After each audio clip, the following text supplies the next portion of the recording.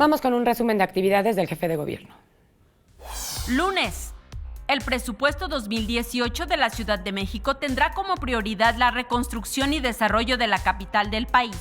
Así lo refirió el jefe de gobierno Miguel Ángel Mancera.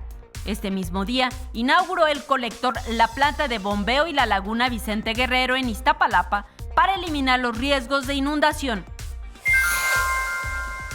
Martes, Mancera Espinosa instruyó a las áreas correspondientes de su gobierno para que a la brevedad se inicien los trabajos de demolición de 350 y 200 inmuebles unifamiliares en Tláhuac. También anunció que dará un reporte diario de las detenciones por el delito de portación ilegal de armas, con el propósito de dar a conocer la urgente necesidad de legislar sobre el endurecimiento de las penas por este delito.